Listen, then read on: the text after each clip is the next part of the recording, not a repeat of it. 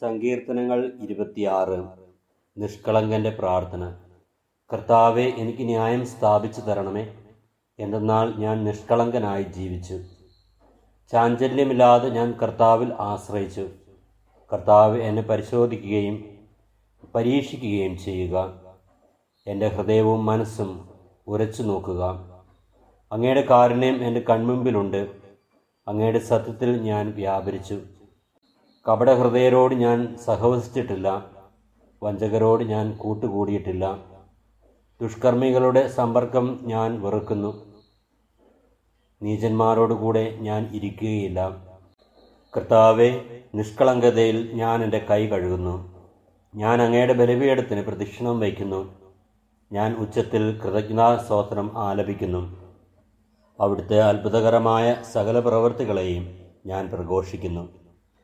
കർത്താവെ, അങ്ങ് വസിക്കുന്ന ആലയവും അങ്ങയുടെ മഹത്വത്തിൻ്റെ ഇരിപ്പിടവും എനിക്ക് പ്രിയങ്കരമാണ്. പാപികളോടുകൂടെ എൻ്റെ ജീവനെ തൂക്കിയെറിയരുതേ.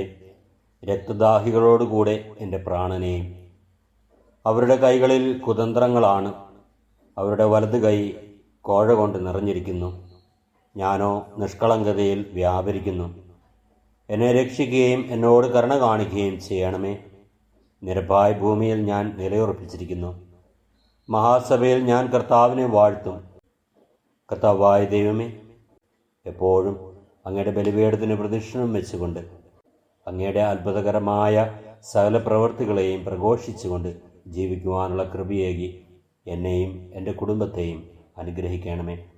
നമ്മുടെ കർത്താവ് ഈശോ മിശിഹായുടെ കൃപയും പിതാവായ ദൈവത്തിൻ്റെ സ്നേഹവും പരിശുദ്ധാത്മാവിൻ്റെ സഹവാസവും നാം എല്ലാവരിലും എപ്പോഴും ഉണ്ടാകുമാറാകട്ടെ, ഇപ്പോഴും എപ്പോഴും എന്നേക്കും. ആമേൻ.